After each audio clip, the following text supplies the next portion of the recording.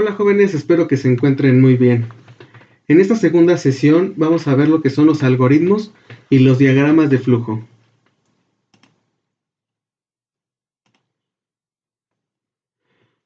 Se denomina un algoritmo al grupo finito de operaciones organizadas de manera lógica y ordenada que permiten solucionar un determinado problema. En otras palabras, un algoritmo es una serie de instrucciones ya establecidas que por medio de una sucesión de pasos permiten arribar a un resultado o a una solución. Los algoritmos regularmente están diseñados para poder dar solución a un problema. Cuenta con 5 características principales. La primera es que tiene que ser preciso. Debe ser un algoritmo, un algoritmo debe de indicar un orden de realización de cada paso. Sus pasos deben de ser coherentes, claros y precisos. Es decir, en el caso de estar haciendo una suma de dos números, lo primero que tengo que hacer es identificar cuáles son los números que quiero sumar para poder tener un resultado. No puedo obtener como primer paso un resultado sin antes saber cuáles son los números que quiero sumar. Entonces todo lleva un orden, una secuencia lógica. La segunda característica es que debe de ser finito, es decir, debe de terminar en algún momento. Tiene un límite de pasos. Un algoritmo no puede ser infinito, es decir, no podemos saber si algún día va a tener solución o no. Eso es incorrecto. Repito, un algoritmo tiene una secuencia numérica de pasos. Aún así, nuestro algoritmo se solucione en 1000 pasos, debe de tener un fin y arrojar un resultado. La tercera característica es que debe de ser legible. El texto que se describe debe ser claro, tal que permita entenderlo y leerlo fácilmente. Recordemos que los algoritmos se utilizan cuando queremos empezar a obtener conocimientos de programación. Es una de las actividades más básicas que tenemos al momento de programar. Entonces, nuestro algoritmo debe de ser fácil de entender para que en caso de que alguna otra persona quiera llegar a retomar el trabajo que nosotros estamos haciendo, le sea pues un texto fácil de poder comprenderlo. La cuarta característica del algoritmo, al igual que todos los sistemas de información o todos los sistemas informáticos, se define en 3 partes. La primera, que es la entrada de los datos, la segunda, que es el procesamiento de estos datos, y como tercer punto tenemos la salida, que son las operaciones que ya se realizaron con los datos anteriormente ingresados. Esas son las 4 características principales de un algoritmo. Y ahora puse un por 2 porque también es importante verificar que nuestros algoritmos estén bien hechos. Es decir, si yo ejecuto 2 veces la misma serie de pasos, debería de tener los mismos resultados. En el caso de que no obtenga los mismos resultados con los mismos datos que yo estoy ingresando, quiere decir que mi algoritmo está mal o algo está fallando. Entonces, repito, los algoritmos son un grupo finito de operaciones organizadas de manera lógica y ordenada que permiten solucionar un problema. Para poder tener la entrada de nuestros datos debemos de considerar las variables. Las variables son aquellos espacios reservados de memoria que, como su nombre lo indica, pueden cambiar de contenido a lo largo de la ejecución de un programa. Por ejemplo, cuando queremos llenar algún formulario de alguna beca o algún formulario de algún curso o alguna inscripción, regularmente nos piden nuestros datos. Datos que la persona que se encarga de administrar esta página no conoce. Por eso son considerados como variables. Porque hoy puedo entrar yo y poner mi nombre y al rato puede entrar otra persona y colocar su nombre. Entonces tenemos 4 tipos de variables. La primera es de tipo texto, string o de tipo carácter, en la cual solamente se hace uso de texto, de palabras. Por ejemplo, el nombre de una persona, el estado de algún nombre o el nombre de algún país. Las marcas de carro por lo regular están compuestas solamente de letras o el nombre de un color. Repito, es cuando nos estamos dirigiendo a textos que solamente contienen letras. Está la variable de tipo entero o de tipo int, que es la variable en donde vamos a ocupar números, pero números cerrados, es decir, sin decimales. Para eso está la edad, en donde solamente damos un número cerrado, o el año. También podemos colocar el número del mes, que es un número cerrado, o por ejemplo, cuando vamos a algún supermercado, aunque nosotros hayamos comprado por kilo o por litro, al final no lo consideran como número de piezas, ¿vale? Números cerrados, es decir, sin decimales. Y para los números que sí llevan decimales, entonces vamos a ocupar una variable de tipo real, float o double. Por ejemplo, la altura, que puede ser igual a 1.68 metros. Ya tiene un número decimal, entonces no puede ser de tipo entero, sino pasaría a ser de tipo real. El peso, las unidades de medida por lo regular son de tipo real. El precio de algún producto, es decir, cuando ya tenemos un número entero con decimales, vamos a los supermercados y vemos que los productos cuestan 50.99 pesos. O el promedio, hablando de calificaciones de los alumnos, el promedio final de alguna materia o de toda la carrera, por lo regular contiene un decimal. Y en el caso de las variables de tipo lógico o booleano, regularmente las ocupamos en el área de la aritmética o matemáticas, en el área de programación y en el área de la electrónica, que es cuando tenemos una variable que solamente tiene dos posibles resultados, es decir, un sí o un no, un verdadero o falso, encendido o apagado. Por ejemplo, cuando nosotros queremos encender la luz, solamente podemos, el apagador de la luz solamente tiene dos opciones, que es encender o apagar el foco. Cuando hacemos una pregunta cerrada, solamente contestamos un sí o un no. O cuando hacemos alguna comparación entre valores numéricos.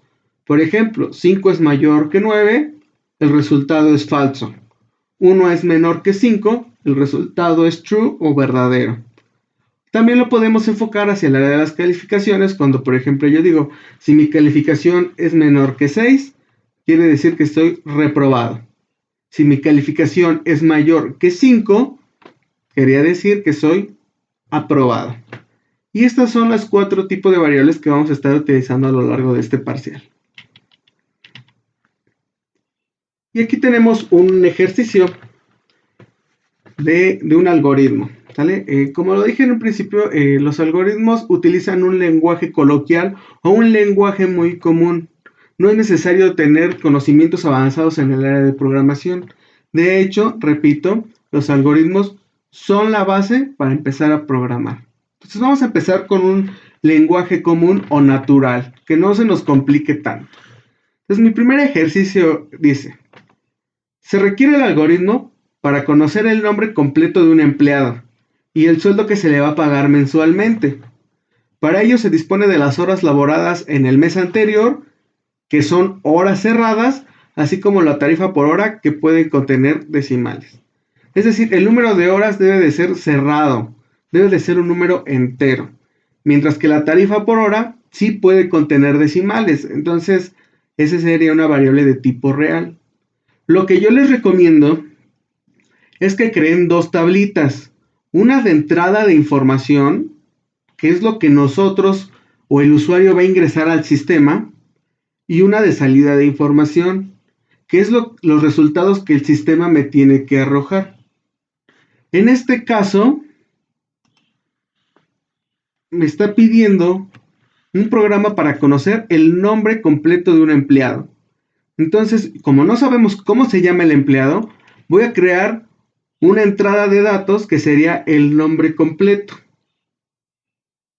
Este nombre completo lo voy a almacenar en una variable que se va a llamar NC y es una variable de tipo texto porque el nombre de una persona no contiene caracteres especiales ni números, es decir, solamente contiene letras. Después voy a crear una variable para las horas laboradas. Dice el problema, para ello se disponen las horas laboradas en el mes anterior, que son horas cerradas. No puede ser 1.30 horas o 1.5 horas, no, tienen que ser horas cerradas, números cerrados, 4, 5, 6, 7, etcétera. Entonces, las horas laboradas las voy a almacenar en una variable que se va a llamar HL y que va a ser de tipo entero. Mi variable para HL va a ser de tipo entero porque son horas cerradas. Mientras que la tarifa por hora, es decir, el sueldo que se le paga por hora, puede contener decimales. Aquí sí, cuando hablamos de monedas, cuando hablamos de precios, de productos, del pago por algún servicio, regularmente incluye decimales. Entonces, la tarifa por hora la voy a almacenar en la variable TH y va a ser de tipo real porque en esta ocasión me está indicando que la tarifa por hora sí puede contener decimales. Esto es lo que yo tengo que ingresar y que mi programa va a procesar para poder darme un resultado. ¿Y cuáles son los resultados que me va a dar? Y lo dice muy claro el ejercicio. El algoritmo para conocer el nombre completo del empleado y el sueldo que se le va a pagar por mes. Entonces, tengo que tener como salida el nombre completo de mi empleado, que ya lo tenía aquí arriba como tipo texto, almacenado en NC. Y ahora lo que debo de hacer es crear una variable que va a almacenar el pago mensual. En este caso, la variable se llama PM y va a ser de tipo real. ¿Por qué de tipo real? Porque si yo hago una operación con alguna variable de tipo real, lo más probable es que mi resultado pues, también tenga decimales. Entonces, por eso la tarifa por hora sí tiene decimales, lo más probable es que mi resultado tenga decimales. ¿Cómo voy a empezar a hacer mi algoritmo? Todos los algoritmos, recuerden, y aunque suene muy trillado, tienen un inicio. Siempre debemos de colocar el inicio. Paso 1, inicio. Paso número 2, debo de definir mis variables y el tipo de variables que van a ser. Por ejemplo, definir NC como texto. NC va a almacenar el nombre completo del empleado. Definir HL como entero. HL son las horas laboradas, que son números cerrados. Después, debo definir a TH, que es tarifa por hora, como real, al igual que el pago mensual, que era lo que les comentaba. Si una variable es de tipo real, si yo hago una operación con esta variable, mi resultado también debe de ser de tipo real. Tercer paso dentro de mi algoritmo. Debo de ingresar y de leer la información. Entonces, cada que yo voy a utilizar la palabra escribir, quiere decir que va a ser un mensaje que me va a mostrar el sistema. El sistema me va a decir nombre del empleado. Y cuando yo ocupe leer, quiere decir que el sistema está esperando a que yo ingrese alguna información o algún dato. Si me está pidiendo el nombre del empleado, lo va a leer en NC, que es nombre completo. Cuando yo ingrese el nombre completo del empleado, me va a decir, ingresa las horas laboradas. Y las va a almacenar en HL. Cuando yo lo ingrese, me va a decir, ingresa la tarifa por hora. Y esa tarifa que yo voy a ingresar la va a almacenar en TH. Hasta aquí ya cumplí con la parte de ingresar datos. El sistema me pidió datos y yo los ingresé. Ahora viene mi procedimiento o mi operación principal, que es calcular el pago del empleado.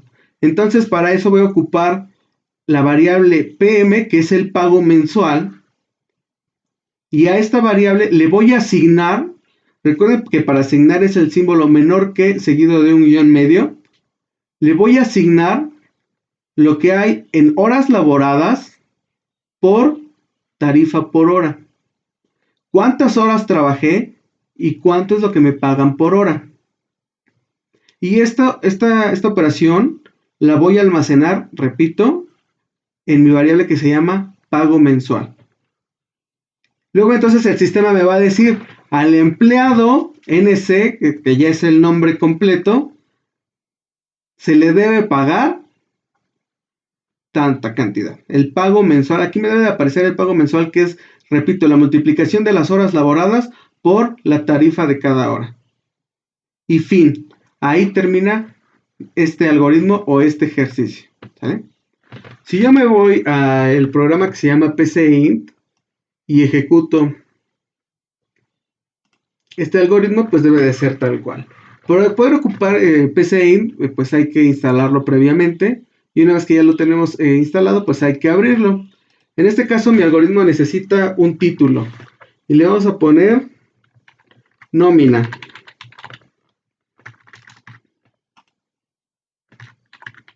Para calcular el pago del empleado.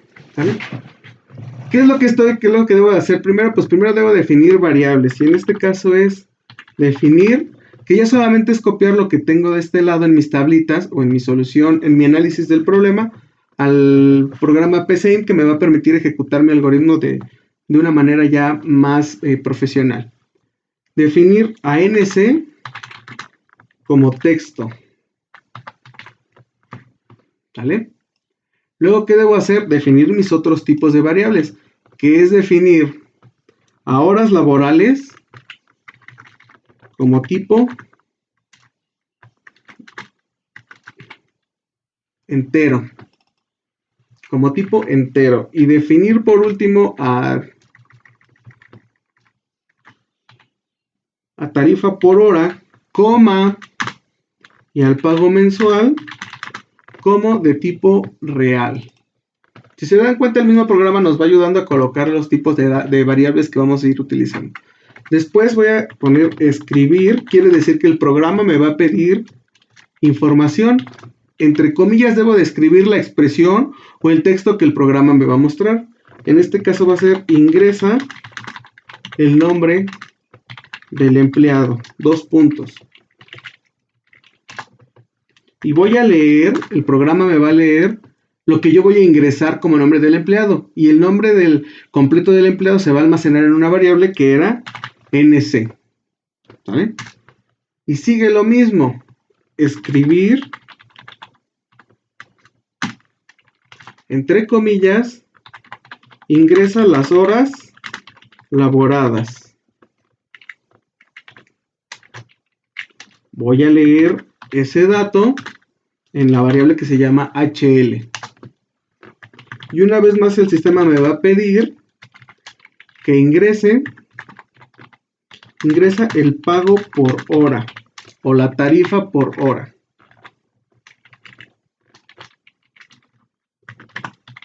Y va a leer TH, que es en donde se va a almacenar mi tarifa por hora. Después de eso viene el procedimiento, que es el pago mensual. A PM se le va a asignar las horas laboradas por la tarifa que se le paga en cada hora. Y por último el sistema va a escribir, me va a mandar un mensaje que va a decir al empleado, en este caso sería nombre completo, escribir, se le debe pagar, y vamos a imprimir al pago mensual, ¿sale? Si se dan cuenta, lo único que hicimos fue pasar lo que ya teníamos en mi tabla de análisis al programa PCInt. Y ahora lo voy a ejecutar. Voy a ejecutar este algoritmo para ver si los datos que ingresé son correctos. Para eso doy clic aquí en el triangulito verde. Y me va a mostrar una pestaña emergente que dice ejecución iniciada. Ejecutando proceso de nómina, que es el nombre de mi algoritmo. Como primer paso definí mis variables, pero esto nosotros no lo vemos, es la parte interna del sistema. Solamente vamos a ver lo que pongamos con la palabra escribir. En este caso, ingrese el nombre del empleado. Moisés Maya. Doy un enter y me va a decir, ingrese las horas laboradas. Lo que yo ingrese aquí se va a almacenar en HL. Supongamos que yo a la semana trabajé 30 horas.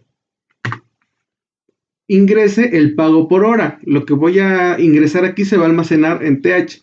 Si a mí la hora me la pagan a 4 pesos, supongamos, aquí cuando yo dé enter, el programa me debe de dar automáticamente el nombre del empleado y cuánto es lo que me deben de pagar, ¿sale?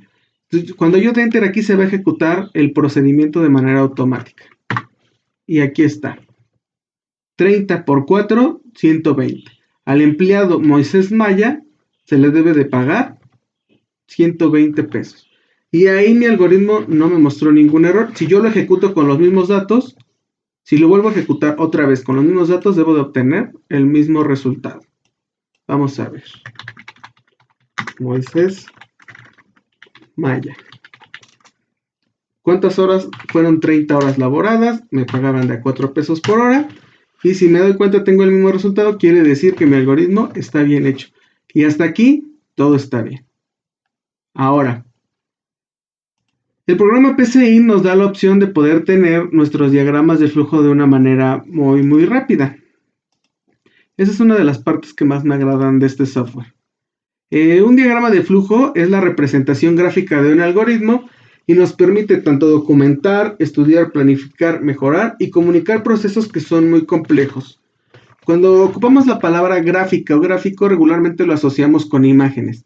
Y en este caso, un diagrama de flujo utiliza figuras geométricas y cada una de estas tiene un significado. Por ejemplo, el óvalo, que representa el inicio y el final de un proceso. Las flechitas, como regularmente las conocemos, su nombre técnico son líneas de flujo y nos indican el orden de la ejecución de las operaciones. Es decir, la flecha indica la secuencia de instrucciones que debemos de seguir. El romboide, ya sea de entrada o de salida de información, representa la lectura de datos de entrada y la impresión de salida cuando hablamos que el sistema nos va a mostrar algún mensaje.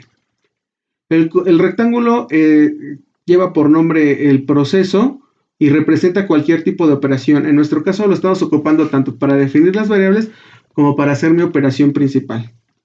Y el rombo es representativo de las decisiones. Nos permiten analizar una situación con base en los valores verdadero y falso.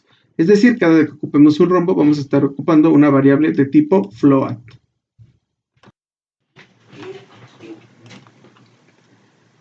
Y si pasamos esto al programa PCInt, como ya se los había comentado, si yo doy clic en generar diagrama de flujo, el programa automáticamente me elabora el diagrama de flujo del algoritmo que desarrollé anteriormente. Repito, mi algoritmo nómina inicia, en este caso, con un ovalito. Definir mis variables va dentro de un rectángulo. Para ingresar el nombre del empleado, que es un mensaje de salida del sistema, está representado con el romboide, color verde y con una flecha hacia afuera. Para leer el dato que voy a ingresar, está representado con un romboide rosa y con una flecha hacia adentro. Las flechas de color rojo son las líneas secuenciales de cada uno de los pasos. Otra vez nos encontramos con un rectángulo amarillo que es el proceso que estoy haciendo cuando voy a multiplicar las horas laboradas por el pago por hora. Y lo estoy almacenando en mi pago mensual. Y ya como último, estoy indicándole al sistema que me muestre un mensaje de salida que me diga cuál es el nombre completo de mi empleado y cuánto es lo que se tiene que pagar. Con un romboide verde, con una línea, con una flecha hacia afuera. Y fin, cuando pongo fin a mi algoritmo, repito, está representado por un ovalito. ¿Vale? Y de esta manera, ocupando el programa PCInt, obtengo tanto mi algoritmo como mi diagrama de flujo. Además de poderlo ejecutar y ver cuáles son los valores reales al momento de ejecutar, en este caso, un pequeño programa. ¿Vale? Juan Mercado Flores. Ingresa horas laboradas. Si Juan trabajó 70 horas y se le paga 120 pesos por hora, entonces quiere decir que a Juan Mercado Flores se le debe de pagar la cantidad de 8,400 pesos mensuales. Y bueno, esta es la manera de utilizar PCInt. Además